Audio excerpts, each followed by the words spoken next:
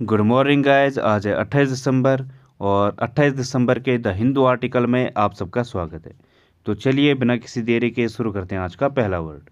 पहला वर्ड है कंज्यूमेट। इसका मतलब होता है उत्तम या परफेक्ट को कहा जाएगा कंज्यूमेट। जो क्या है, सुप्रीम है या एक्सट्रीम है या एब्सोल्यूट है, वो होता है कंज्यूमेट। या फिर जो अपने आप में परिपूर्ण है, कंप्लीट है, टोटल है, फिनिशिंग पॉइंट पर है जो, ठीक है, जिसने या फिर कुछ अचीव कर लिया है, अपने आप में पूर्ण है, ठीक है, अकम्प्लिश कर लिया है जिसने, ये होता है कंज्यूमेट या इस टाइप के सेंस देगा। सिनोनिम क्या है इसके? एग्जाम्पलरी है जो उदाहरणात्मक है, सुप्रीम है, अल्टीमेट है, ठीक है, तो इसके सिनोनिम है। कंस्पिक्यूअस है जो अपने आप में परिपूर्ण है। एक ईडियम आती है put the tin lid on. इसका मतलब होता है जिसने अपना पूरा काम कर लिया है, जो पूर्ण कर लिया है जिसने। तो ये इसके सिनोनिम है। एंटोनिम क्या होगा इसका? जो इम्परफेक्ट है, अभी इनिशिएट है, मतलब शुरुआती है, बिगिनिंग है, कमेंस में इसमें क्या होता है? बिगिनिंग, शुरुआत। तो ये इसका एंटोनिम है। एग्जाम्पल है इसका, she dressed with consummate elegance. उसने जो है एक सुंदर और ज़बरदस्त या फिर उत्तम ड्रेस्ड थी वो, ठीक है, इस तरीके से उसका पहनावा था। तो ये इसका एग्जाम्पल है। अगला वर्ड है मैवरिक। इसका मतलब होता है व्यक्तिवादी या इंडिविजुअलिटी को कहा जाएगा मैवरिक। मतलब जो स्वच्छंद इंसान है, अपने बारे में ही सोचता है, ठीक है, वो ज़्यादा टेंशन नहीं लेता है, या फिर जो पारंपरिक चीज़ों को नहीं मानता है, ठीक है, थोड़ा रेबल टाइप का है, वो होता है मैवरिक। जो परंपराओं को नहीं मानता है, ठीक है, तो वो होता है non conformist, free spirit, rebel. ये इसके सिनोनिम है। रेबल मतलब विद्रोही, जो पुरानी जो रूल्स हैं उनको ना माने, रेबल करे, विद्रोह करे उनका। फ्री स्पिरिट है, स्वच्छंद इंसान है। नॉन कन्फर्मिस्ट है, किसी चीज़ से बंधा हुआ नहीं है, ठीक है, तो ये होता है मैवरिक। आइकोनोक्लास्ट है। आइकोनोक्लास्ट मतलब जो रूढ़िवादी नहीं है, या फिर जो पुरानी चीज़ों को क्या करे, उनकी निंदा करे, वो होता है प्रोटेस्टर। इस टाइप के सेंस इसके सिनोनिम होंगे। और क्या होता है हेरेटिक। हेरेटिक मीन्स क्या होता है? जो नास्तिक टाइप का है, ठीक है, या फिर जो परंपरा विरोधी है, रेडिकल है, ये इसके सिनोनिम होंगे। डिसेंटर, विद्रोही, ठीक है, तो ये इसके सिनोनिम है। एंटोनिम क्या होगा इसका? जो कन्फर्मिस्ट है, जो परंपराओं से बंधा हुआ है। ट्रेडिशनलिस्ट है, या फिर जो यस मैन है, हर चीज़ को हाँ करे, मतलब यस मैन है, विद्रोही नहीं है, ठीक है। कन्वेंशनलिस्ट है, ठीक है, तो मत जो परंपराओं को मानने वाला है, तो ये इसके एंटोनिम है। एग्जाम्पल है इसका, he is the Maverick of the senate. वो जो है, जो सेनेट है उसका जो है एक व्यक्तिवादी है या फिर विद्रोही है, ठीक है, तो ये इसका एग्जाम्पल है। अगला वर्ड है रेजिलियंट। इसका मतलब होता है स्थिति स्थापक, या फिर स्ट्रॉन्ग को कहा जाएगा रेजिलियंट। स्थिति स्थापक मतलब जो चीज़ों के अकॉर्डिंग अपने आप को ढाल ले, जो रेजिलियंट है। स्ट्रॉन्ग किस टाइप का है? वो कि सिचुएशन कैसी भी हो अपने आप को रेजिलियंट कर लेता है, उसके अकॉर्डिंग अपने आप को ढाल लेता है, वो होता है रेजिलियंट। मटीरियल भी होता है रेजिलियंट। ये कैसा मटीरियल है? एक रेजिलियंट मटीरियल है, एकदम से टूटने वाला नहीं है, मतलब मुड़ जाएगा पर टूटेगा नहीं, स्ट्रॉन्ग है, इस टाइप का सेंस दे रहा है रेजिलियंट। टफ, हार्डी, फ्लेक्सिबल, ये इसके सिनोनिम है। रबरी, पैलिएबल, ये भी इसके सिनोनिम होंगे, जो अपने आप को सिचुएशन के अकॉर्डिंग ढाल ले, वो होता है पैलिएबल। तो ये इसके सिनोनिम है। स्प्रिंगी होगा, बाउंसी, इलास्टिक, प्लास्टिक, ठीक है, ये होता है रेजिलियंट। मतलब स्ट्रॉन्ग तो है लेकिन कैसा है? वो ब्रिटल नहीं है, जो क्षण भंगुर हो जाए। एंटोनिम क्या होगा इसका? वल्नरेबल, जो कमज़ोर है, या फिर जो रिजिड है। रिजिड में ऐसा है, मतलब जो रेजिलियंट नहीं है, जो मुड़े ना, बिल्कुल खड़ा रहे, सीधा रहे, ठीक है, ये होता है रिजिड। स्टीफ, ये भी क्या होता है? बिल्कुल सख्त। और क्या होगा? लिम्प होगा, जो लंगड़ा है, इनफ्लेक्सिबल है। फ्लैसिड, फ्लैसिड क्या होता है? जो शिथिलता है जिसमें, मतलब कमजोरी है, ठीक है, वो होता है फ्लैसिड। एग्जाम्पल इसका, she is very resilient to change. वो जो है बदलाव के लिए बदलाव के प्रति काफ़ी क्या है? स्थिति व्यापक है, या वो उसके अकॉर्डिंग खुद को, या लचीली है वो, ठीक है, तो ये इसका एग्जाम्पल होगा। तो गैस अगला वर्ड है हर्ल, इसका मतलब होता है वेग से फेंकना, या थ्रो को कहा जाएगा हर्ल, किसी चीज़ को फेंकना। जैसे शूज हर्ल एट केजरीवाल, किसी ने जो है केजरीवाल जी पर जूता फेंक दिया, तो ये क्या होता है हर्ल, मतलब वेग से फेंकना। थ्रो, जो जिसे तेज से फेंका जाए, या टॉस फ्लिंग कास्ट, ये इसके सिनोनिम। कास्ट मतलब भी क्या होता है फेंकना या थ्रो करना। फिलिंग, फिलिंग मीन्स भी क्या होता है फेंकना, बिल्कुल तेजी से फेंकना, जोर से मारना। जैसे टेबल पर कोई क्या करता है कॉपी दे मारता है, कुछ पेपर है उनको फेंक देता है, इस टाइप का सेंस देता है फिलिंग। ठीक है, तो ये इसका सिनोनिम है। लॉन्च होता है प्रोजेक्ट करना किसी चीज़ को, तो ये इसके सिनोनिम है। एंटोनिम क्या होगा इसका, कैच करना, किसी चीज़ को पकड़ना, या लिंगर लड़खड़ाना। क्रीप मीन्स भी क्या होता है रेंगना। क्रॉल, ये भी क्या होता है रेंगना, तो ये इसका एंटोनिम है। एग्जाम्पल है इसका, rioters hurled a brick through the windscreen. जो रायोटर्स थे, या जो विद्रोही थे, या फिर जो दंगई थे, उन्होंने ईंट को बड़ी तेज़ी से विंडो स्क्रीन से मारा। ठीक है, तो ये इसका एग्जाम्पल है। अगला वर्ड है टेंडर, इसका मतलब क्या होता है भावुक, या फिर जो कोमल है सेंटिमेंटल है। ठीक है, ये होता है टेंडर। नॉस्टैल्जिक है, इमोशनल है, जेंटल है, ये इसके सिनोनिम है। जेंटल मतलब जो नरम है। ठीक है, नॉस्टैल्जिक मीन्स भी क्या होता है भावुक।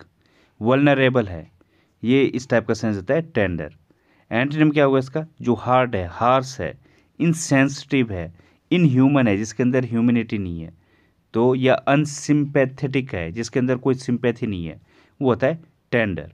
एग्जाम्पल इसका, what you need is some tender loving care, तुम्हें क्या चाहिए, कुछ लविंग केयर चाहिए। ठीक है, तो ये इसका एग्जाम्पल होगा। अगला वर्ड है स्टैश, इसका मतलब क्या होता है छुपा कर रखना या हाइड करने को कहा जाएगा। स्टैश, किसी चीज़ को होर्ड करना, मतलब जैसे नेता लोग क्या करते हैं होर्ड करते हैं, पैसों को क्या करते हैं वो छिपा कर रखते हैं तिजोरियों में।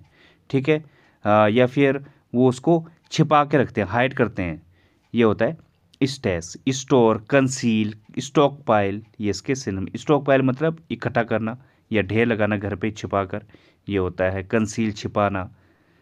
तो ये इसके सिनोनिम होंगे। एंटोनिम है इसका, किसी चीज़ को डिस्कार्डेड करना, मतलब बाहर फेंकना, डंप करना, कंज्यूम्ड करना, मतलब इस्तेमाल कर देना। ठीक है, आप छिपा नहीं रहे हो, या फिर हाइड नहीं कर रहे हो, और क्या कर रहे हो उसका इस्तेमाल कर रहे हो, कंज्यूम कर रहे हो, तो इसका एंटोनिम होगा। या फिर कास्ट कर रहे हो, फेंकने को कहा जाता है कास्ट, तो ये भी इसका एक एंटोनिम होगा। एग्जाम्पल है इसका, he had stashed money away in secret offshore bank accounts, उसने जो है पैसे को अपने जो ऑफशोर बैंक है, मतलब जो विदेशों में बैंक है, जो उसका अकाउंट है विदेशों के बैंक में, वहाँ पे छिपा कर रखा हुआ था। ठीक है, तो इसका एग्जाम्पल होगा। तो गैस अगला वर्ड है एक्सट्रिकेट, इसका मतलब होता है मुक्त करना या get out of a situation. किसी चीज़ से, कोई ऐसी सिचुएशन है उससे बाहर निकल कर आने को कहा जाएगा एक्सट्रिकेट, जहाँ पे आप बंधे हुए हो। ठीक है, डिटैच करना, एक्सट्रैक्ट करना, अनटेंगल करना। टेंगल मतलब बंधना या फिर फंसना किसी चीज़ में, अनटेंगल अपने आप को छुड़ा लेना, मुक्त करना, ये होता है extricate.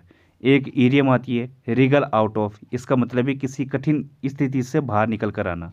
Gate of the hook, ये भी सेम सेंस देता है, कठिन परिस्थिति से बाहर निकल कर आना। ठीक है, जहाँ पे आप बंधे हुए हो, ये होता है गेट ऑफ द हुक। तो ये होगा। ये इडियम पता कैसी है, जैसे मछली होती है उसके मुंह पे क्या होता है कोई हुक लगा हुआ है।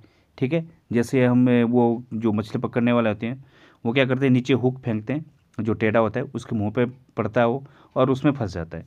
तो अगर उससे कोई मछली बाहर निकल जाए, ठीक है, उसका हुक निकल जाए, तो क्या है उस कठिन परिस्थिति से बाहर निकल आता है। ठीक है, तो ये है। एंटीनिम क्या होगा इसका, अटैच करना, कनेक्ट करना, इंटेंगल करना, इन्वॉल्व मतलब उस चीज़ में फंसना। इंटेंगल मीन्स में क्या होता है फंसाव, कनेक्ट करना या फिर किसी से जुड़ना, तो ये इसका एंटीनिम है। एग्जाम्पल इसका, Aman was trying to extricate himself from official duties. जो अमन है वो अपने आप को ऑफिशियल जो ड्यूटीज़ थी उससे मुक्त करने की कोशिश कर रहा था। ठीक है, तो इसका एग्जाम्पल होगा। अगला वर्ड है अमेनेबल इसका मतलब होता है आज्ञाकारी, या कंप्लेंट को कहा जाएगा अमेनेबल। कंप्लेंट मतलब जो सर्वाइल नेचर का है, या फिर जो आज्ञाकारी है, आपकी बातों को अच्छे ढंग से माने, वो होता है अमेनेबल। ठीक है। एक्विसेंट, बिडेबल, एग्रेबल, ये इसके सिनोनिम है। एग्रेबल जो आपकी बात से सहमत करे, बिडेबल जो आपकी आज्ञा माने, एक्विसेंट जो बिल्कुल कैसा नेचर का है, जो आपकी बात पर हाँ में हाँ मिलाए, बात जैसी भी हो बिना क्वेश्चन करे आपकी बात को मान ले, वो होता है एक्विसेंट। जैसे कैसे थे पांडव थे, वो अपनी माता का जो आदेश था उसको क्या है बिल्कुल बिना क्वेश्चन करे एक्सेप्ट कर लिया था। ठीक है। तो ये होता है एक्विसेंट। डोसाइल होता है, ये भी क्या होता है सर्वाइल नेचर को कहा जाएगा। ठीक है। जो सर्वेंट वाला नेचर होता है, जो क्या है चीज़ों को एकदम मान ले। तो ये इसके सिनोनिम है। एंटोनिम क्या होगा इसका? अनकोऑपरेटिव, जो बिल्कुल भी कोऑपरेटिव नहीं है, नॉन कन्फर्मिंग है। ठीक है। चीज़ों को नहीं मानने वाला, या इंट्रैक्टेबल है, कैसा है हठी टाइप का है। तो ये इसका एंटोनिम है। एग्जाम्पल इसका, और parents want their children to be amenable. सभी जो टीचर में जो पेरेंट्स हैं वो चाहते हैं कि जो उनके चिल्ड्रन हैं वो कैसे रहें, आज्ञाकारी रहें। ठीक है। तो ये इसका एग्जाम्पल है। अगला वर्ड है ट्रिब्यूलेशन। इसका मतलब होता है कष्ट या ट्रबल को कहा जाएगा ट्रिब्यूलेशन। जो आपको कोई कष्ट है या दर्द है, पीड़ा है, ये होता है ट्रिब्यूलेशन। पैंक्स, थ्रोज, सफरिंग इसके सिनोनिम है। थ्रोज में क्या होता है कोई कष्ट है या पीड़ा है। पैंक्स ये भी क्या होता है कोई पीड़ा या दर्द। ठीक है। वेक्सेशन होता है, ये भी क्या होता है जो आपको कोई समस्या दे रहा है या आपको दर्द दे रहा है। वेक्स वैसे क्या होता है चिड़चिड़े को कहा जाएगा, जिससे आपको चिड़ हो रही हो। वेक्सेशन ये एक नाउन है। तो इसका मतलब क्या हो जाएगा जो आपको चिढ़ा दे या आपको गुस्सा दिला दे, कष्ट दे। इल फॉर्च्यून दुर्भाग्य को कहा जाएगा इल फॉर्च्यून। तो ये इसके सिनोनिम है। ग्रीफ हो जाएगा, ये भी क्या होता है कोई पीड़ा या कष्ट। वो ऑर्डील, ऑर्डील क्या होती है कोई कष्ट होता है, या फिर कोई अग्नि परीक्षा को कहा जाएगा ऑर्डील, जब आप कठिन परिस्थिति में फंस जाओ। ठीक है। तो ये होगा। एंटोनिम क्या होगा इसका? Rest, ease, pleasure, joy, bliss, ये इसके एंटोनिम है। ब्लिस मतलब खुशी को कहा जाएगा। तो ये इसके एंटोनिम है। एग्जाम्पल है इसका, he is not immune from tribulation. वो जो है मुसीबत या कष्ट से इम्यून नहीं है या बचा हुआ नहीं है। इम्यून मतलब बचना किसी चीज़ से, तो वो कष्टों से बचा हुआ नहीं है। तो ये इसका एग्जाम्पल होगा। तो गाइज अगर आपको सेशन पसंद आ रहा है तो प्लीज़ यार लाइक लूक कर दो। ठीक है। तो आज की पहली जो ईडियम है वो क्या है? Elbow grease. इसका मतलब क्या होता है? Hard physical effort. जो आप कठिन परिश्रम करते हो उससे कहा जाएगा एल्बो ग्रीस। मतलब आपके जो एल्बो है वहाँ पर ग्रीस कब लगेगा? जैसे गैराज में जो काम करते हैं वो क्या है उन्हीं के लगेगा ग्रीस। तो वो कैसे करते हैं? काफ़ी हार्ड वर्क करते हैं। ठीक है। इसलिए उनके चारों तरफ भी क्या लग जाता है? ये ग्रीस लग ही जाता है। ठीक है। तो ये होता है मतलब हार्ड फिजिकल एफर्ट कर रहे हो। जैसे एग्जाम्पल है, it is going to take some elbow grease to get this counter clean. जो ये काउंटर है इसको क्लीन करने के लिए कुछ फिजिकल एफर्ट लगने वाला है। ठीक है। तो ये होगा इसका एग्जाम्पल। अगली ईडियम है राउंड द बैंड। इसका मतलब क्या होता है? क्रेजी या इनसेन, पागलपन, बोर्ड या कोई बोर हो रहा हो, ये होता है राउंड द बैंड। मतलब अगर आप सपोज रूम पे अकेले हो तो उस टाइम पे क्या क्या होगा, आप थोड़ी देर क्रेजी हो जाओगे, इनसेन हो जाओगे, पागलपन जैसा हो जाएगा, या फिर आप बोर हो जाओगे। ठीक है। तो ये होता है राउंड द बैंड। ये इस टाइप का सेंस देगा। जैसे एग्जाम्पल है, staying at home all day was driving her around the band. दिन भर घर पे ही ठहरने से वो जो है कैसा हो गया था, काफ़ी बोर हो गया था या क्रेजी हो गया था। ठीक है। तो ये इसका एग्जाम्पल होगा। अगली ईडियम है वेल ऑफ अ टाइम। इसका मतलब क्या होता है? इंजॉय वेरी मच, बहुत ज़्यादा इंजॉय करने को कहा जाएगा वेल ऑफ अ टाइम। जैसे एग्जाम्पल है, we had a well of a time on holiday. Holiday पर या छुट्टियों पर हम जो है काफ़ी इंजॉय करते थे। ठीक है। तो ये इसका एग्जाम्पल होगा। अगली ईडियम है इन द कार्ड्स। इसका मतलब होता है लाइकली या संभवतः को कहा जाएगा इन द कार्ड्स। जैसे एग्जाम्पल है, I don't think a recession is in the cards this year. मुझे नहीं लगता, ठीक है, या कि जो है जो रिसेशन है, जो मंदी है, वो इस साल संभवतः आने वाली है। ठीक है, या होगी। तो ये इसका एग्जाम्पल होगा। हम बढ़ते हैं आगे। तो गाइज आज का रूट वर्ड है कैप। इसका मतलब क्या होता है? टेक या फिर सीज को कहा जाएगा कैप। मतलब किसी चीज़ को कैद करना या फिर लेना, ये इस टाइप का सेंस देता है कैप। जैसे एग्जांपल है कैप्चर, मीन्स क्या होता है किसी चीज़ को कैच करना या अरेस्ट करना, बंदी बनाने को कहा जाएगा कैप्चर। अगला वर्ड है कैप्सूल। इसका मतलब क्या होता है कोई पॉड या टैबलेट आवरण किसी चीज़ के बाहर का, ये होता है कैप्सूल। अगला वर्ड है डीकैपिटेट। इसका मतलब क्या होता है बी हेड करना या कट द हेड ऑफ को कहा जाएगा डीकैपिटेट, सर अलग करने को कहा जाता है। अगला वर्ड है कैप्टिवेट। ये क्या होता है किसी को मोहित करना, अपनी तरफ अट्रैक्ट करना, चार्म, ठीक है, तो ये होता है कैप्टिवेट। एक होता है कैप्टर। ये क्या होता है जेलर या फिर कोई गोलर। गोलर मीन्स क्या होता है कैद करने वाला, ठीक है, तो ये होता है कैप्टर। तो गैस ये मैंने क्विज आपको कल दी थी, क्या था इसमें आपको एरर फाइंड करनी थी, ये रूल नंबर 11 का था, वो था एग्जाम्पल था, मैंने आपको अच्छे से इसकी प्रैक्टिस कराई थी, ठीक है ना। तो क्या था इसमें, ज़्यादा कोई वो नहीं था, वैसे अच्छा किया आप लोगों ने। If he will come I will go. तो यहाँ पे आपने देख लिया होगा इफ़ के साथ तो आपको पता है विल का यूज नहीं होता है, तो यहाँ से आपको विल को रिमूव करना था और यहाँ पे क्या लगाना था if he comes I will go, ठीक है। इफ़ के साथ क्या आता है इंडेफिनिट टेंस आता है। वैसे इफ़ के साथ आपको मालूम होगा क्या है, एक कंडीशनल सेंटेंस आता है, दूसरा क्या था डाउट आता है। तो अगर आपको डाउट है, ठीक है, जैसे दूसरा सेंटेंस देखो यहाँ पे I don't know if he will come, ये क्या कंडीशनल है, मैं नहीं जानता कि वो आएगा, ठीक है ना। तो यहाँ पे इफ़ इस तरीके से, तो दूसरा वाला तो बिल्कुल करेक्ट है, जो पहला वाला है वो रॉन्ग है। यहाँ पे क्या है कंडीशनल है कि अगर वो आता है तो मैं जाऊँगा, ठीक है, तो ये क्या है एक कंडीशनल है। अब देखते हैं आगे। तो गाइज थोड़ा और इसकी प्रैक्टिस करते हैं ताकि जो थोड़ा बहुत डाउट आपके माइंड में है वो बिल्कुल रिमूव हो जाए, ठीक है। आज हम इसको पूरा कंप्लीट कर देंगे। तो पहला सेंटेंस क्या है आई डोंट नो, यहाँ पे आएगा या तो फिर इफ़ आएगा या वेदर आएगा ही विल कम। तो आपने सबसे पहले क्या देखा आई डोंट नो, तो इफ़ के साथ आपको पता है कंडीशनल कंडीशन या फिर डाउट, दोनों ही अगर आपको क्या है कोई कंडीशन दे रखी हो तब आप इफ़ का यूज करोगे कंजक्शन का, इफ़ कंजक्शन का, या फिर कोई डाउट हो रहा हो तभी भी आप इफ़ का यूज करोगे। वेदर का भी क्या है सेम है, लेकिन वेदर क्या है इसमें सिर्फ अगर आपको डाउट हो रहा हो, ठीक है, वो आएगा या नहीं आएगा, ठीक है ना, इस टाइप का सेंस दे रहा हो तब हम वेदर का करते हैं। तो इस टाइप का ये अगर डाउट हो रहा हो, और जो इफ़ है ये कंडीशन को भी दिखाता है और दूसरा डाउट भी है। अब यहाँ पे सेंटेंस देखो क्या था आई डोंट नो इफ़ और वेदर ही विल कम। तो यहाँ पे आपको क्या हो रहा है एक डाउट हो रहा है, मैं नहीं जानता कि वो आएगा, मैं नहीं जानता कि वो आएगा। यहाँ पे क्या आपको अनसर्टेनिटी दिखा रहा है, आपको डाउट दिखा रहा है। तो यहाँ पे दोनों ही करेक्ट है, ठीक है ना, आप दोनों ही यूज कर सकते हो। तो इफ़ भी लगा सकते हो आप, वेदर भी लगा सकते हो। लेकिन जो दूसरा सेंटेंस है यहाँ पे देखो आई डोंट नो इफ़ आएगा या वेदर आएगा, ही विल कम और नॉट। तो यहाँ पे आपने क्या देखा, यहाँ पे भी डाउट हो रहा है, मैं नहीं जानता कि वो आएगा या नहीं आएगा, लेकिन आगे क्या लग गया है और लग गया है। तो आपको पता है वेदर के साथ क्या लगता है और लगता है हमेशा, यहाँ पे आप इफ़ का यूज नहीं कर सकते। तो यहाँ पे इफ़ क्या होगा गलत होगा, यहाँ पे आप सिर्फ क्या करोगे वेदर यूज करोगे, ठीक है ना। अब डाउट में आपको पता लग गया होगा कि दोनों में डाउट होता है, लेकिन थोड़ा सा जो डिफरेंट है माइनर डिफरेंस है ये आपको पता लग गया होगा, ठीक है। वेदर के साथ क्या होता है और होता है, तो ये आपने देख लिया। अच्छा एक और सेंटेंस देखो नीचे आई हैव फ्यू डाउट्स, यहाँ पे क्या है दैट और weather he will come.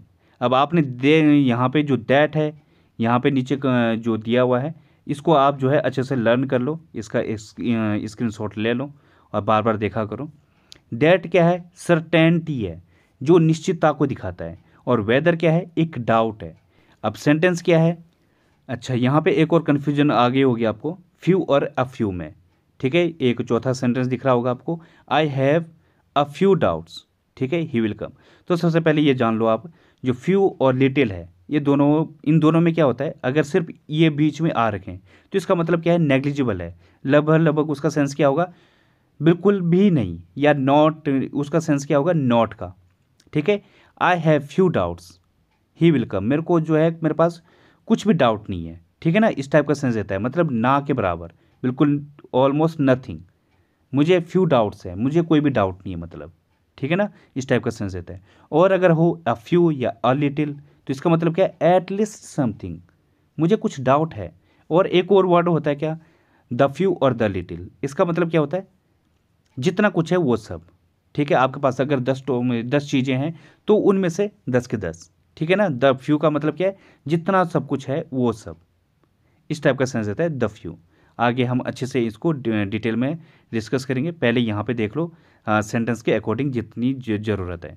Few का मतलब क्या होता है, नेग्लिजिबल, मतलब नथिंग, मतलब जरूरत ही नहीं को ना, उसका मीनिंग क्या है, नॉट है। और अ फ्यू का, अ लिटिल का, एटलीस्ट समथिंग, मतलब कुछ तो है। अच्छा, अब सेंटेंस क्या है, आई हैव फ्यू डाउट्स। अब यहाँ पे दैट आएगा या वेदर आएगा, ये आपको डिसाइड करना है।